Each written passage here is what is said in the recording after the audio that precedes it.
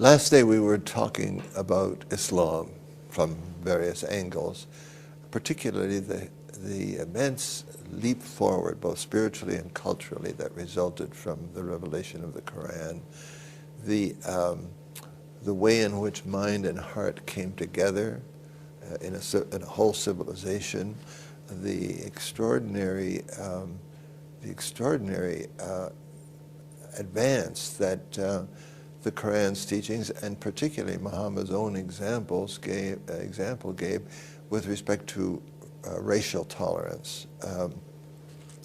The Quran, you could say, was standing at the threshold of modernity, and particularly this was the most important, I suppose, of all of the teachings that the Quran gives us, is an acceptance of all of the great religions, an acceptance of the work of all of the prophets of God. And I wanted to read a specific statement that reflects this, or one of the many statements. The Quran says, "We believe in God and the revelation given unto us, and to Abraham, Ismail, Isaac, and Jacob, and that given to Moses, and to Jesus, and that given to all of the prophets from their Lord." This is a very different approach to religion than humanity had been familiar with. And of course the response to it of minds like Rumi and Ibn Khaldun and Ibn Sina and Ibn Rushd and all these great thinkers, they were simply liberated by this whole new conception of reality, and its welcome of the use of the mind. For instance, one of the hadiths, I think it is, says, "Search for knowledge even unto China." It was this liberality that was so characteristic of Islam. Now, theoretically, a great breakthrough should have taken place in terms of a recognition of process, recognition of some kind of evolutionary process. It didn't happen. And the question is, why didn't it? The reason it didn't, of course, was because of the growth of Islamic theology, a theological system that began to grow on the surface of what you could call Islamic thought, or the thought throughout Islamic civilization. Because in Islamic theology, there is, of course, only one religion, but that religion was given whole and perfectly at the beginning by God. It was given to the Jews, and essentially Islamic theology says that the Jews failed to respond properly, and they even went to the extent of corrupting their own scriptures, so they didn't have to respond to God. This is the theory. So God took it from them, and he gave it to the second group of people, to the Christians. And the Christians did exactly what the Jews had done. They too corrupted the scriptures so that they didn't have to really be faithful to the revelation of God. It was taken away from them, and it was given to the Arab people, and according to Islamic theology, the Arabs, at last, God had found a people who were able to accept the revelation as God intended it and to follow it. Well, it was simply one faith repeated over and over and over again, instead of an opening to the idea of process. So one has to ask oneself, what happened? Why is a failure from a civilization that was so liberal, so creative, that had embraced such a wide diversity of cultural and religious and aesthetic impulses? Well, what happened was what had always happened. The most severe warning that the Quran gives, and it appears several places throughout the Quran, is against what the Quran calls joining partners with God. Let me read you two. A passage that, there are many passages, but this one, the Quran says, "Say, the things that my Lord hath indeed forbidden are shameful deeds, whether open or secret, sins and trespasses against truth or reason, the assigning of partners to God, for which he hath given no authority, and saying things about God of which ye have no knowledge. Well, this is a perfect description of theology in a nutshell. And what the Islamic clergy did as they gradually, very slowly began to impose their control on Islamic civilization was to create, for example, the Sharia. They drew from the Quran, allegedly, so they claimed, all of the basic laws that should govern human behavior, but they then codified these laws in a system which ultimately became, tragically, a wall between the believer. Instead of being a doorway for the believer into the mind and will of God, it became a wall between the believer and the Quran. And of course, this is the old story of theology's work throughout the history of other religions as well. But the result in this case, of course, was that the West, which which by this time was beginning to lose where Christianity, the Judeo-Christian religious system, was beginning to lose its grip, the West was able to take from, and I think we talked about this the other day, was able to take from Islam those superficial features that were beneficial to civilization without paying any attention to the Quran itself. But the consequence was that it simply overwhelmed Islam. And throughout all of these tentative approaches of Islamic civilization through Spain, through Sicily, through Italy, up through the Balkans to the very gates of Vienna, this was arrested, and then the Great Retreat began until today. Islam is simply, the Islamic societies of the world today are history's great failures. They are systems which are failing completely to respond to the challenge of modernity. And this was a society in the 19th century that the Bab addressed. You could say, I think, almost as an act of divine mercy, he clothed his message in the familiar terms of Islamic theology, because these were the people he was speaking to. For a Westerner reading the Bab's writings, it's very, very difficult to contrast the Bab's writings with those of Baha'u'llah. Baha'u'llah, you understand exactly what he's saying, because the principles are not clothed in Islamic concepts from a previous age. But for the bright young students in the seminaries throughout Iran, this was truly a revelation in their experience of it, as well as in its actual origins. One tends today, would tend today, I think, to think of seminarians as not exactly on the cutting edge of scholarship. But in Iran, that's what was possible. Theology was the very cutting edge of scholarship for it. Right? And these young people responded, these young men particularly in these seminaries responded with tremendous enthusiasm to the Bab's teachings. Because of course there was nothing in their experience that came close to it. He opened the concept, for example, of progressive revelation itself. Suddenly they saw all of the revelations not merely as the same religion repeated over and over again, but as a steadily unfolding process. He explained to them that the day of resurrection was the day on which the next stage in this process was revealed to those who were prepared with open minds for it.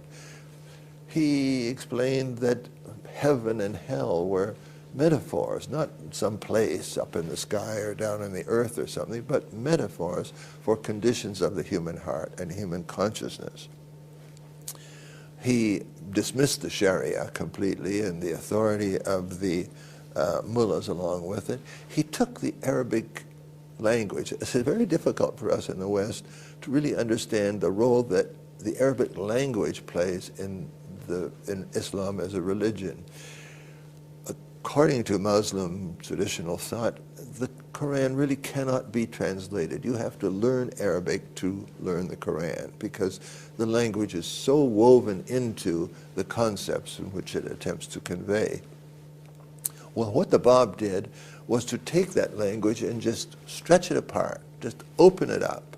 If words didn't adequately communicate, so if a particular word didn't adequately communicate a concept that he had, then he would add suffixes to it or prefixes to it, or apply it as a verb instead of as a noun or something. He was free to do this.